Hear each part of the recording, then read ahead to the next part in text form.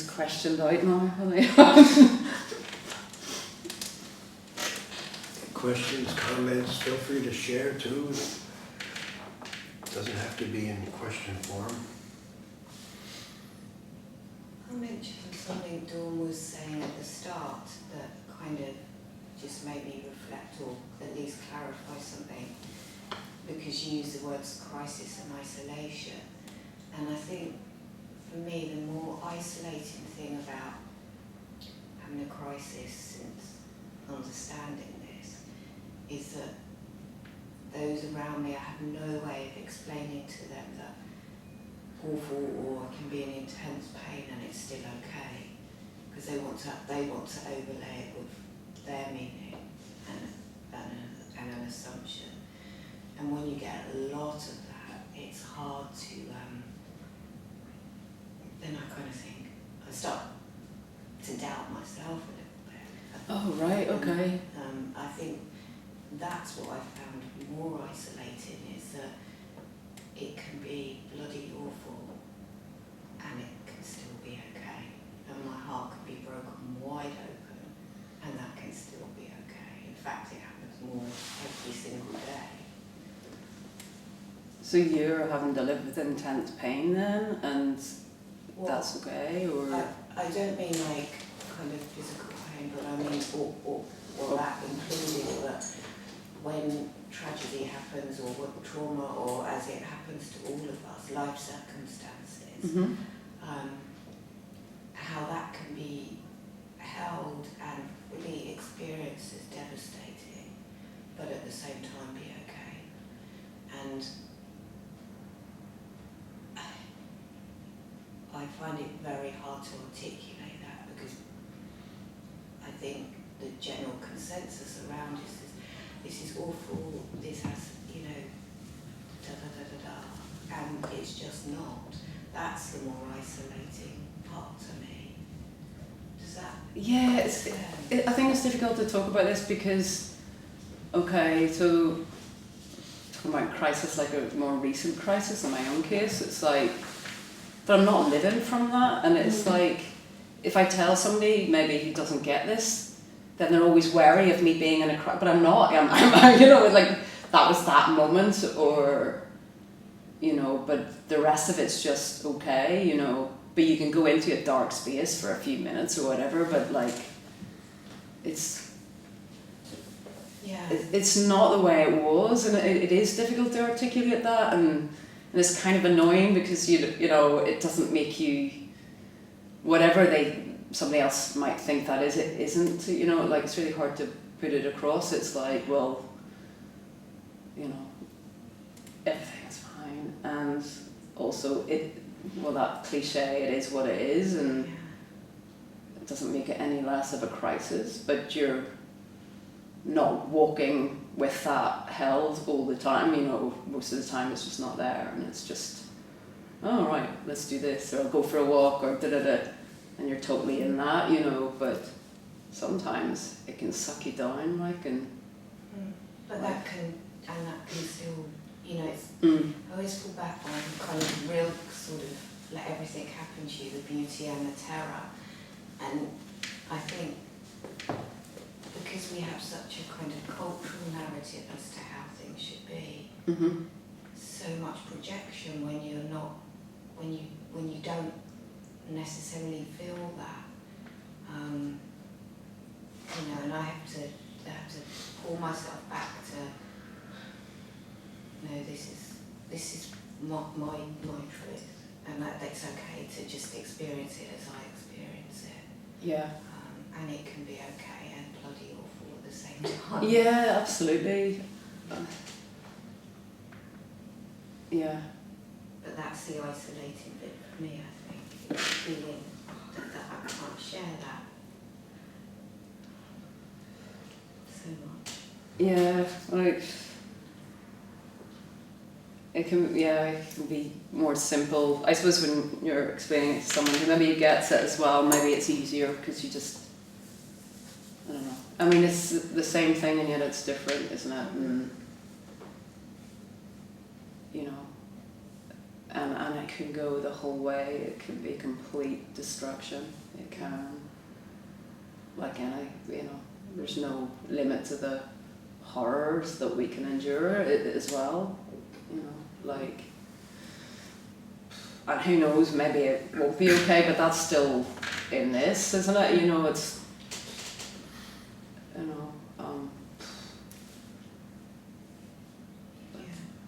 So that's why I appreciated what you said at the start about the isolation, because, and even that's okay, because it can't be any other way. It just is. well, some conversations can be difficult when there's all the kind of, I don't know, maybe all the seeking stuff, because that's fallen away, and it changes how you speak a bit and how you see the world a bit, and it's very, it just simplifies things very, very much, and and some people can see it as very complicated, and it's that simplicity is very hard to convey too, isn't it? And I don't know. Yeah, it's difficult. I mean,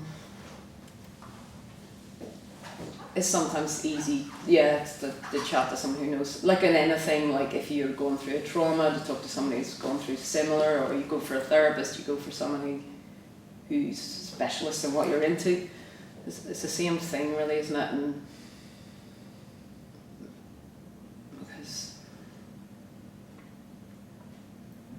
but yeah, everything you say about this just doesn't cut it.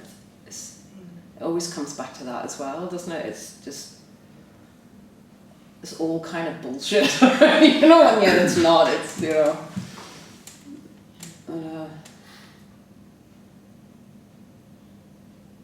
but the most magical bit is like around that period where it first sort of opens up. I mean, people experience that sometimes. It's so incremental, isn't it? Where they just sort of slide into this. It's,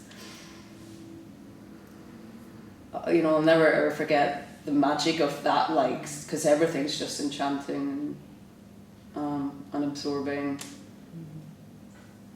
Oh my God, like, it was like, wow.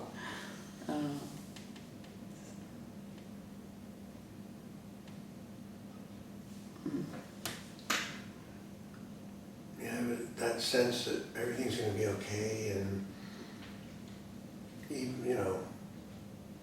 even death is going to be okay. I remember we interviewed Tim Freak, and one of his things, death is safe, which I loved. That really stuck with me, because I always felt like, the big fear would be, what if, I die or something, but that feels safe. I mean, it doesn't feel scary. So even worst case scenarios, I feel okay. It's just like we were talking, making those decisions, and just life stuff coming up and the stress. But underneath that is that it's all going to be okay. It's hard to explain, like you say.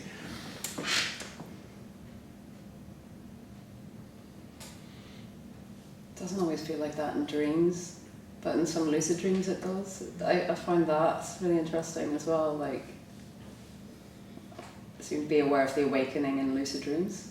I don't know if you've had that experience, like, oh, there's no self here. It's kind of weird. But in normal dreams, it's just, not that you're not awake, but it just never occurs to me to think of that, like, it's the earthquake or something. Just, fuck. Or like, but then some people say their dreams become more ordinary. I don't know, like.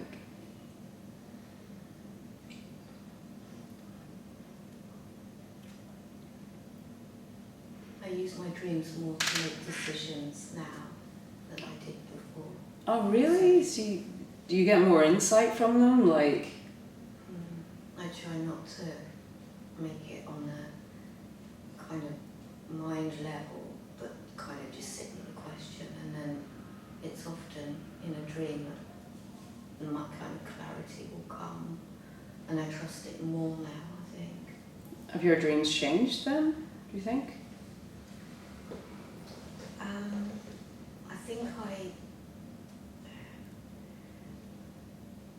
I think there's an equality more to daytime and nighttime. So I won't dismiss it that easily, and probably more lucid, maybe more, I don't know. Or I take more notice now. But because you were talking about decisions earlier, I know that has changed it. In fact, I probably trust that part of my experience more than my day-to-day cognitive overlay. Okay. Yeah.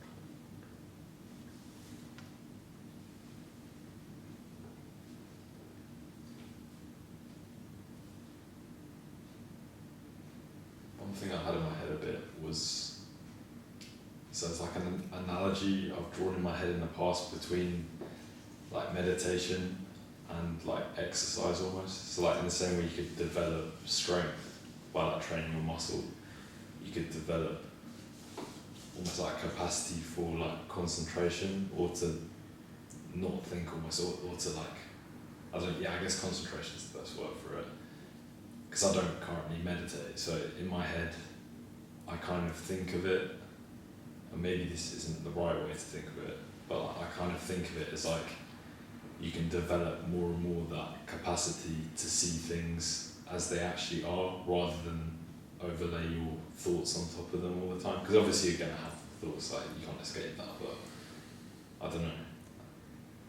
Well, it does do that, doesn't it? Yeah. I mean, it increases your neuroplasticity and it's creating more equilibrium in the brain, isn't it? So yeah, and your focus, and you often get insights. I mean, I noticed that during a meditation, you get some little aha sometimes as well. I don't mean big, like spiritual non-dual or something, but just like, yeah, it's. Because it's something I used to do, and I haven't really been able to get back into the habit of it, or maybe, I don't know, I just haven't been in the habit of it for ages. I remember when I used to do it, yeah, like you said, you get like little ahas. It's like things, I don't know, it's hard to describe, but like small things where, especially after, it's almost like you get warmed up after a bit, and then your like mental state like shifts a little bit. And I don't know exactly what I'm saying, but yeah, I might stop doing it again. But Well, a lot of people say they just stay with the meditation and they get the insights and they just ignore that. And I don't know if I can go and write them down. Oh yeah, that. Back I go. Yeah. Breaking all the rules, but yeah, I mean, usually I meditate in the morning as just as a practice and to honor this in a way, like just to sit, because I know it's good for me. It's part of, I like going for walks, and sometimes I think, well, even you're busy, there's something about, I know it's honoring, it sounds a bit cheesy, but like the fact that you can sit on a bench and sink into a state of absorption, which is, I never used to be able to do that, but it's kind of like reminding myself to do that too, because it's just, it's a real gift that, but just normal meditation, yeah, like, it's definitely worth doing, isn't it? It does increase, does a lot of good stuff, doesn't it? Yeah, it probably is. I'm not asking you to convince me to do it, but yeah, like, I've definitely been out of the habit of doing it, and I might start. I don't know. We'll see. But Yeah, I don't want to jinx it, but yeah. it's easy to make excuses not to, you know, like time-wise exactly. and stuff as well. It's like, I definitely have the time. I just haven't been doing it. But yeah, I don't know. I come back. Yeah. What kind of meditation do you do? So I don't actually know what it would be called exactly. What I was doing was mostly focusing on my breath, but I'd also focus on like any sensations that came up, like anywhere in my body. And I kind of just like follow wherever my attention wanted to go. So I don't know what that's called exactly, but yeah, that was basically what I was doing. But a lot of Sounds it, like a a lot of it was like mindfulness kind of thing, vipassana. maybe, yeah, maybe. It's kind of a great analogy for life because whatever's arising, I would do like a meditation and, you know, if stressful thoughts arose, I would just say, just have this sort of phrase I would use and just say, oh, that's thinking Buddha or stressful Buddha, or that's, you know, whatever feeling it was, it was all coming from the same place, you know, and I wasn't judging, I shouldn't have that thought, I shouldn't have that feeling. There was sort of just an acceptance of whatever came up. And I seen, you know, there's no bad thoughts, there's no bad feelings, there's no ones that shouldn't, you know, it's just a sort of allowing of everything to come up, express itself, and then go off, and then you kind of can see, oh, and then something else comes up, and it's a new thing, you know? And that's what's happening all the time, just different things coming up and going off, arising and going off. But you can become more aware of it when you're just sitting there and observing. And they say, well, who's the observer, who's the meditator, you know? Well, that's also a part of what is,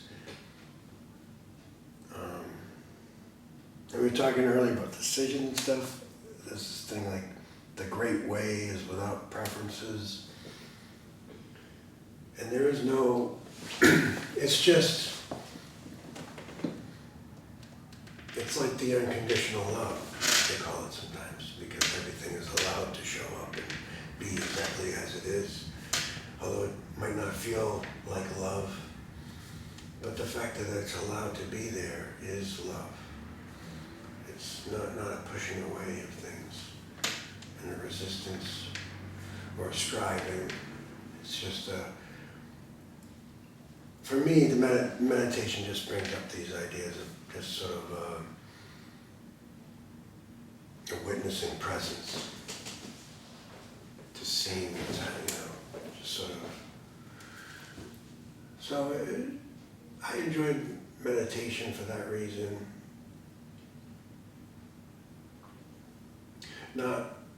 Not for the insights, but just for that, which may be an insight in and of itself, but just to see that, wow, that's also allowed. Or even like, I fucking hate meditating. That's allowed. That thought can come.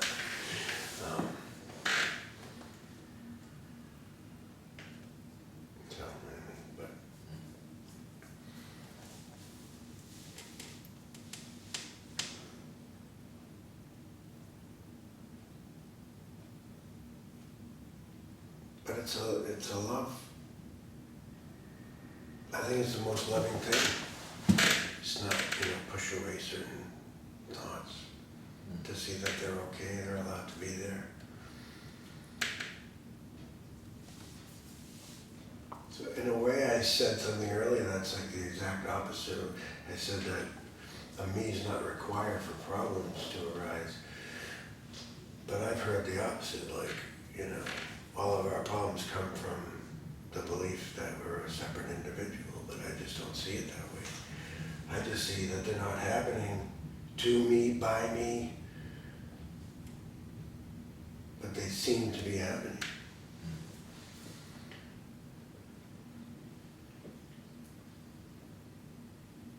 But of course the problem really is, you know, without thoughts or emotions, what is the problem? Well, I would say that, like, in my own case, so when I woke up, I mean, there was pretty much no thought. But the patterns I was living were still being lived out and not seen.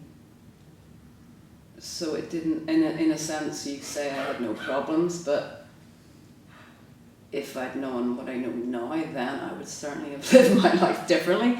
So it was like, okay, so cognitively there's no problem, but, you know, in a way I was still living from an old way of seeing how to relate or whatever.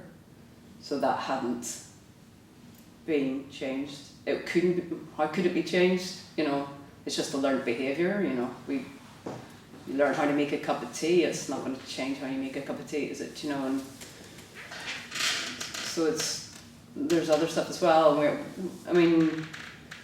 acting out all the time. I mean, what we can't say or express is being acted out in one way or another. Like, so, you know, it wasn't until I had the energetic experiences where it seemed to be in a different dimension, where I could suddenly realize, oh, holy fuck, like. You know, I came away from that realising all the not all of it, but a lot of the psychological patterns that I've been living, which then I could put an end to a certain extent, you know.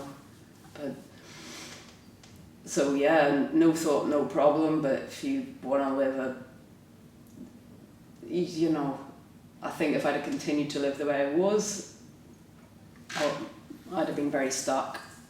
And kept myself very small, you know, because that's what you know. But I would have felt okay with that. But it feels much healthier to grow, you know,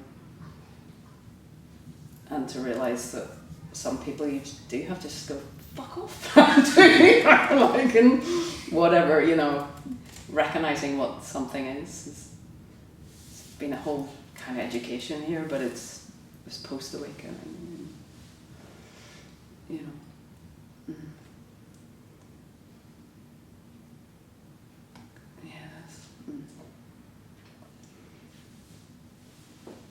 And anyway, like if someone's a real, you know, pathological narcissist and they wake up, well, usually it's other people that suffer from them. They don't have any problems, it's just their partners and their friends. You know, like, might be in a no mind state and be a psychopath, but like, God help, you know, because that can happen too.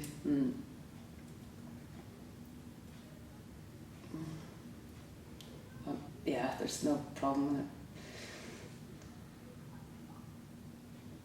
it. You may not give a shit about your problems if you're, you know, depends on the level of absorption as well, you know.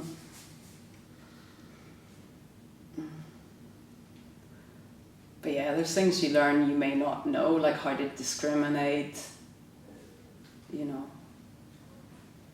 And when your heart really opens as well, you can let too many people in, and not, you know, like, because so that acceptance can be so overwhelming at first, and you're smiling at everybody and you love everybody, and you know, it can take a while to settle down a bit, you know.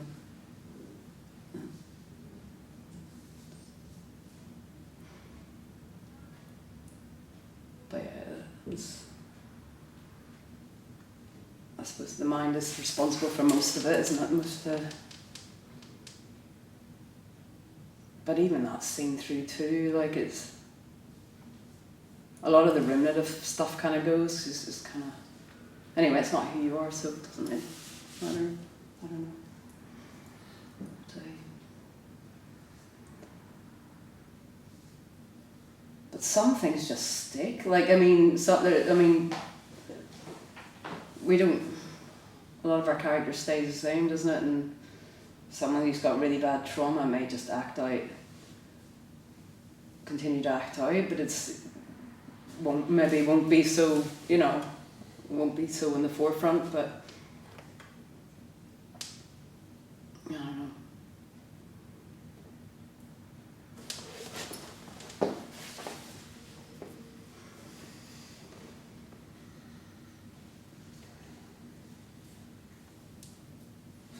But it's a weird thing, waking up, and if you could see that in somebody who's very, very blissed out or very, very calm, and it's very easy to think that they've got their shit sorted, but they're two different things. Like, one affects the other because it is stepping into sanity in some sense, and there's more love for the other, and there's acceptance for the other, and if empathy is something you have access to, it's not going to create empathy if you haven't got that capacity. I don't think, I can't see how, but it certainly does. It does. A lot of neurosis can fall away in this as well. It does, but patterns can stay the same.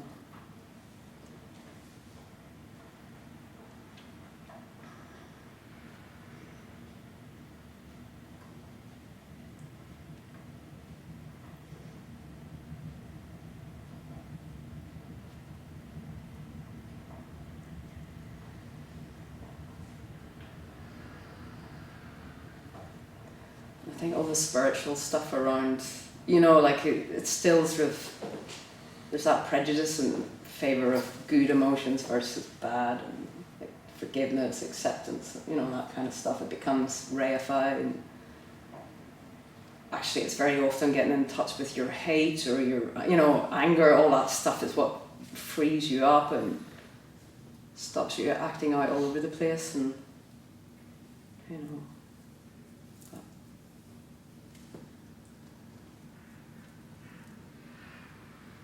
especially if you're in a state of dependency, or anything like that, or you're feeling trapped. There's usually hate or no. I think we're just afraid of those emotions, like we don't like them, we don't like being associated,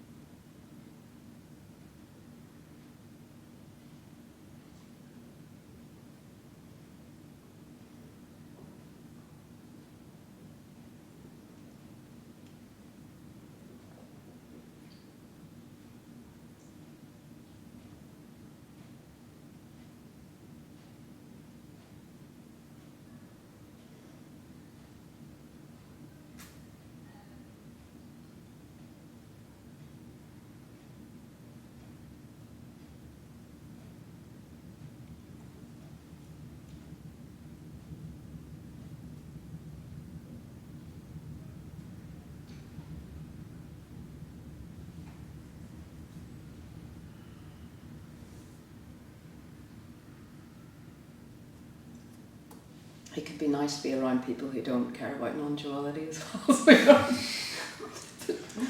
That's funny. The interest in it as a subject just goes, and I find watching non-duality talks really, really, really dull. I don't know. But I guess there's nothing to get from it, but.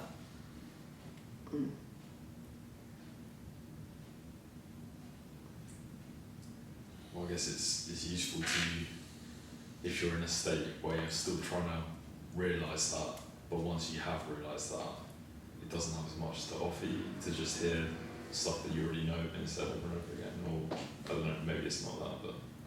Yeah, kind of. But initially you might go through a period of going, is this awakening? And what's he saying, what's she saying?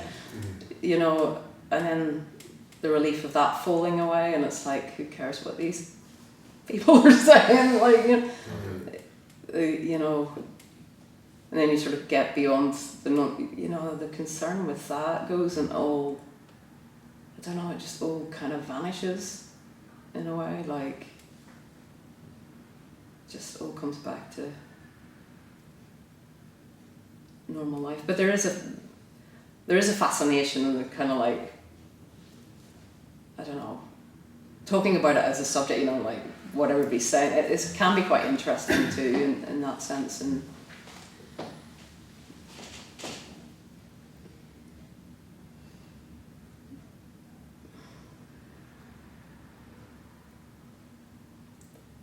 but it's interesting, some people talk about it. You're not awake talking about sort of awakening like it's a subject they know or an authority on. It's really interesting as well because they don't know, you know, people don't really know what they're saying in a way. Like it's kind of strange as well, like, because you know the language doesn't cut it, and it's just, I don't know. I don't know what I'm trying to say. It can much sense. It's like people are trying to hint towards something that you can't really describe, maybe, or maybe not. Well, people who teach about this without coming from that place. Oh, I see what you mean. Right. And it's so misleading, and it's, you know, because so much of everything dissolves in this, like a lot of, you know, foods kind of dissolve to nothing, you know, and it's just redundant. Right. Yeah. It's just like academic, you know what I mean? If they Yeah. kind of dry and... It's interesting to see that you said you were interviewing, and I've listened to quite a few people that are you, and yes, they're all the same. They've realized whatever they've realized, the non-dual, but still different teachers have different, sometimes contradictory approaches to non-duality, even with what they would recommend doing. Like some people will dismiss meditation completely, and some, will do actually, introduce a meditation or. Yes, that's can be very confusing. I don't know how do you relate to that there are different messages from different people? That's a good question. Sometimes I think it's whatever that particular person resonates with, or what maybe they may have been involved with at the time, or I don't know why that is, but I think there are people who might be coming from like Course in Miracles. I think they're saying the same thing I am. I've heard people coming from, Zen, Taoism, Dzogchen, Buddhism, a lot of stuff that I'm like, yeah, I can resonate with.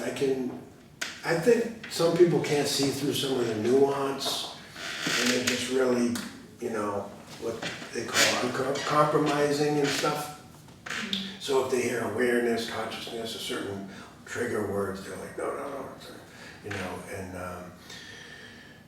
they get repulsed by a lot of that stuff, and they just want to stick with this one way of expressing it, which I don't really see value in that. I mean, I see value in all these different ways of expressing it, and the variety, and maybe some people will resonate with, more with the awareness stuff than the uncompromising stuff. But to me, there's nobody in here, I think we're all saying that, You know, Yeah, there's exactly. nobody in there, and it's the same, and there's nothing to get because that's already the case. And that seems pretty universal. But yeah, there are some people that will present a path Mhm. or a way to get to what already is.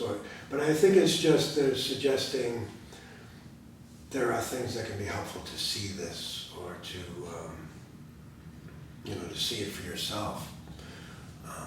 Those things didn't work for me because I can only tell my story, so to speak, and it was just a spontaneous, seemed to come out of nowhere. And so that's why I'm not someone that would be like, here's a practice, because that's not what happened here, But if I had been doing a practice and then had a realization, I probably would be teaching that practice.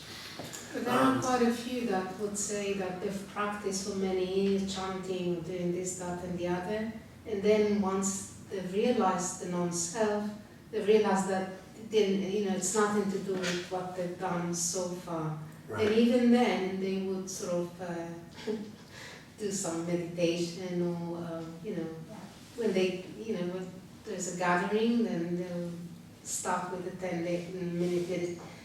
I don't know, they'll send across a message, that, meditating maybe is, that's a good way to, to be present or whatever.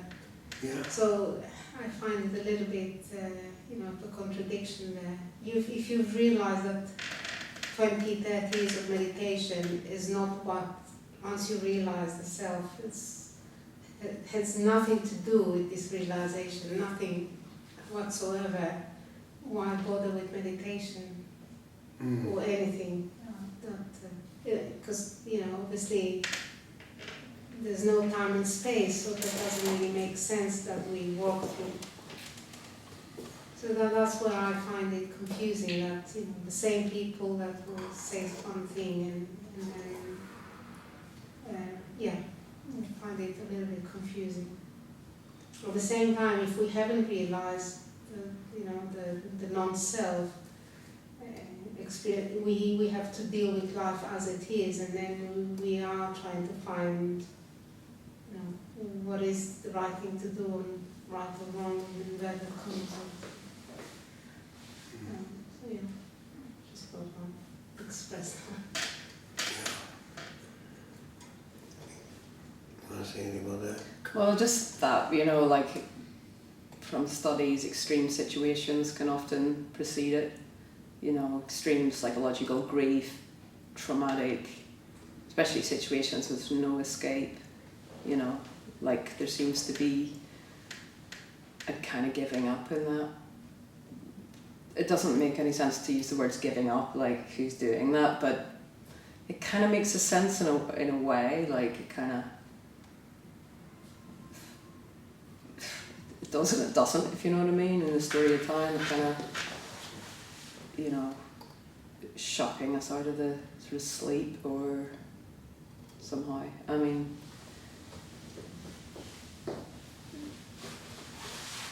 but I don't know, I'm just sort of thinking of Steve Taylor's kind of research, but I don't know who else has researched this, but grief, I mean, it can be a real hard opener, can't it, and trauma or near death in the ordinary sense, coming close to losing your life, and can often, or at the end of life, I mean, that came up in a conversation recently, a lot of people talking about working in hospices and how sacred that can be, and how often people can kind of let go in that. Some people fight the last minute, but some people, the relatives are upset, but the person dying is just in a let go state where they're just, it's all okay. So, I mean, because that's the ultimate one, like facing that, facing death. There is nowhere to go, is there? Nothing. Do you know Kenneth Bennett? Yeah, is he on this weekend? It's in 2 weeks, I think. Oh, is he in 2 weeks? At Collet House. Oh, right, okay. Why? I heard him say he's doing a palliative care. Right, is he? Okay, right. When he was talking about that's his experience, I think. okay. I know Tim Freak did that as well. Like probably quite a few people who Yeah. on that. Yes. He's done a few things to do with death. I remember what was it, Conscious TV, do you remember that? From 10 years ago? Oh yeah. He was telling a story about in South America he helped like dig up graves of war victims and things like that. Oh right. Okay. Oh yeah, it's like, yeah, so when you were saying all that, I'm saying like, him in particular, his personal experiences like of death and extreme things, he's probably one to listen to. Yeah, and the people who are attracted to that, you often get ones who, you know, the nurses who just sense, they know when it's time, you know, and the energy is often felt in the room, isn't it? And it sounds very sacred, like, you know, kind of amazing experience. It depends what way you're, if you're very sensitive and can kind of tune into that, you know.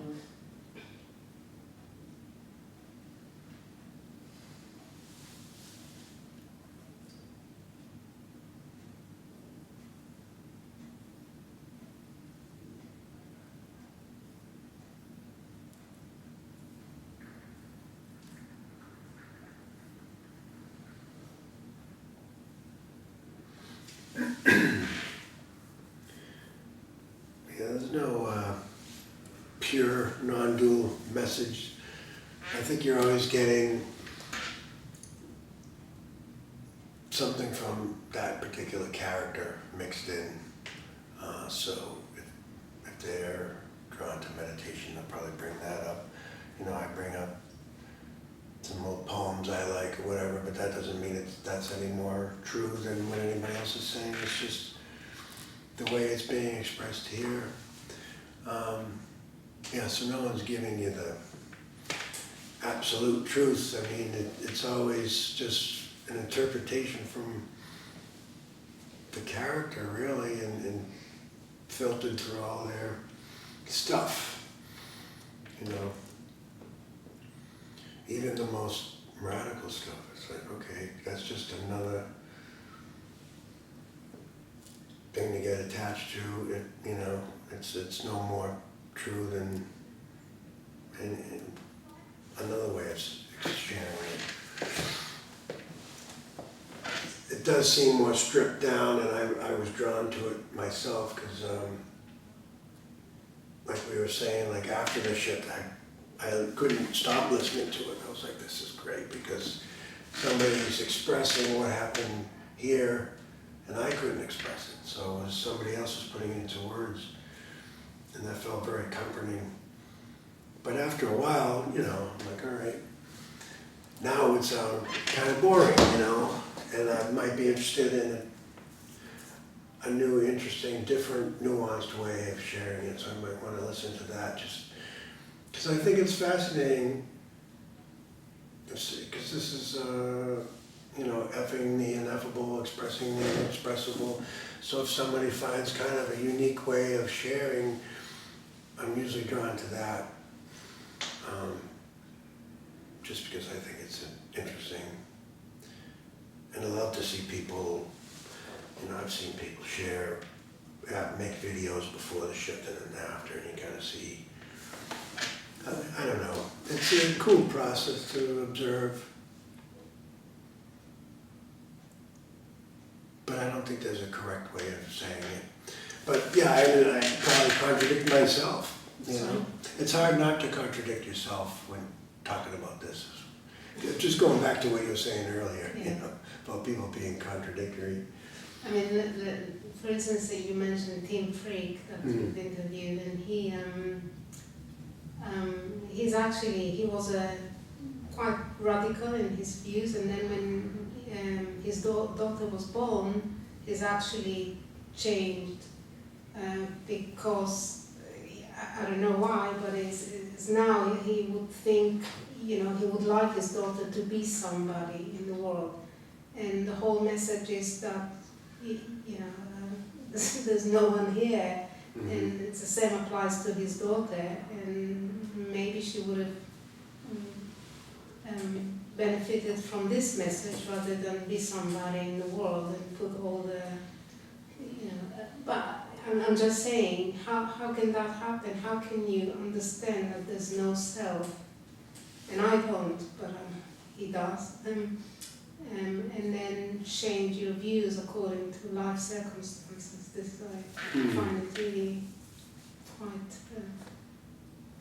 I don't know, interesting, but it's also confusing. Yeah, because there is a self, it's just not owned, you know, so like you wouldn't, I mean, of course you talk to your kid, you're not going to tell a kid that there's no self, it would just be... Unless a kid, you don't want to emphasize it, or, that's what we have accumulated as children, and then as adults, this self, and, carving this image of the self and establishing it, so maybe she will benefit, also a little bit of insight in early life, just can't, I think that and be who you want to be, and no pressure, and no achievements, and this sort of thing. But yeah, I just felt that, why not? But I think the benefit would just be really having a parent who's more present. I mean, yeah, but he used these words, I want her to be somebody. This isn't consciously be a interview. Yeah. No, it's my confusion because, I would like to have an image that everyone doesn't realize the non-self will send me the same message, so it satisfies me. I know it's about me at the end of the day, but it's just, just the thing that I pick up, That's the issue of listening to too many. Yeah, you wouldn't want your parents giving you non-duality. You really don't want your parents giving you that, like. Yeah. Why not? I mean, I just had actually children who had naturally this non-dual beyond time, and one who's expressed that she has this experience, and obviously they were made to feel bad about it. Someone in the Catholic tradition was punished for that, just to expressing that there's no time. And so, if it's a non-dual parent, and you can, it's just not impose on the children, but just, if they express it, accept it, and make them feel, yes, actually, it's fine to be like that. But rather than sort of, no, there's no such a thing at no time.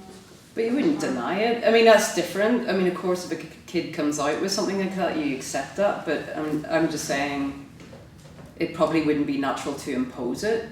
Because why would you impose that? But I mean, yes. So some people never develop a sense of self, and although that's more rare. Yeah. But some people remember the moments, and it can be quite. Because, so the sense of recognizing the self and knowing there's a me here and a world out there comes at 18 to 22 months, something like that, the merge stage in development. But some kids just stay open to, I don't know, like 6, 7 or so. It seems like my memory being in school and the emptiness and, no differentiation is there. But I don't know. Well, maybe it will hit the mainstream like that, but yeah. There's a sense of self here, very strong. Not quite a strong sense of self here. What I like, what I want to do. It's just not who I am.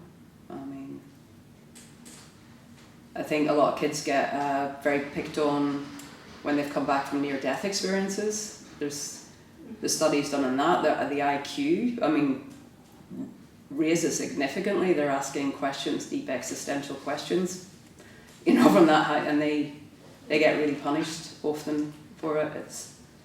So the more knowledge there is of this, the better. Like in those terms,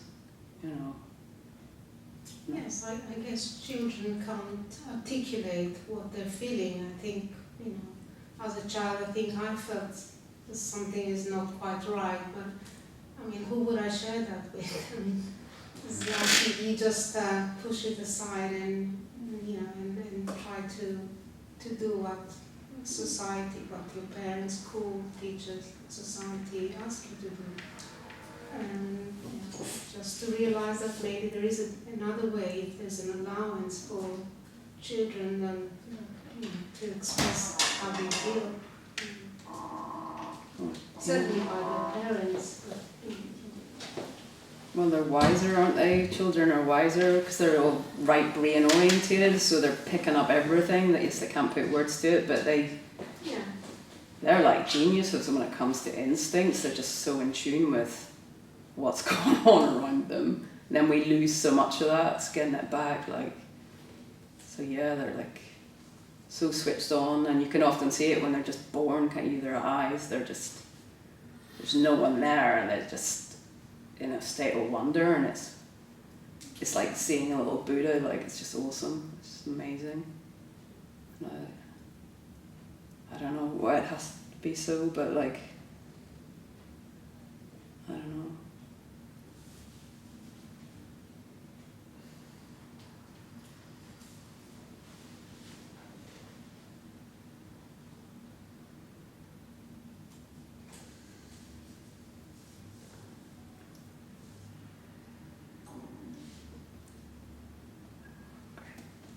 We've got 3 minutes. Do you charge it overtime? You what? Do you charge it overtime? There won't be any.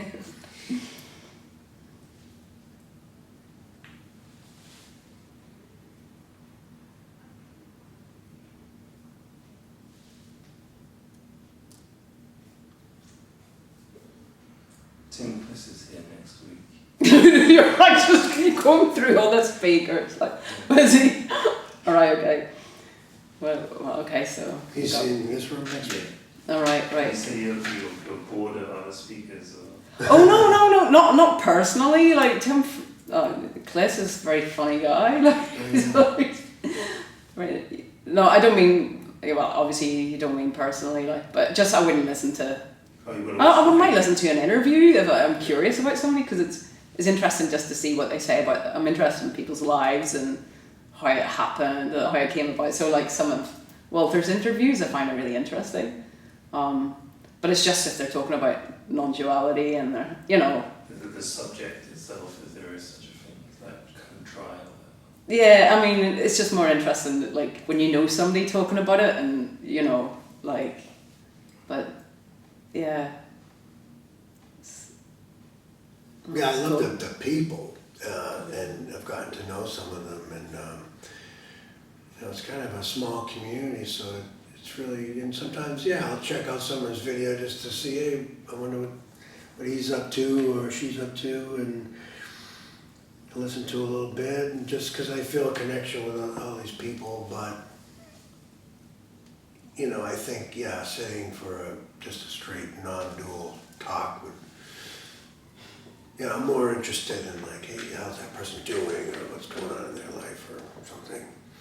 Or I sometimes like how they handle certain questions, or like I said, the different ways of sharing this I find fascinating. But I don't need to hear nothing being everything, and so unconditional love. And I mean, I've just said all that, and when I say it, I sometimes don't even want to say it. That's why I say I hate to say this, but like, because I feel like I'm just saying these. this is it. This repetitive. Is This is it. Oh no, you don't want to listen to it and then talk about it. But anyway, Yeah. So. yeah. I suppose we should call it a day, and if anyone wants to go out for a drink, you're welcome to join us, and thanks for coming, everybody. Thank you. Thank you. Thanks, both of you. We will have strong words for the people who didn't show. Oh yeah. Did you say Kenneth Maiden will be here? No,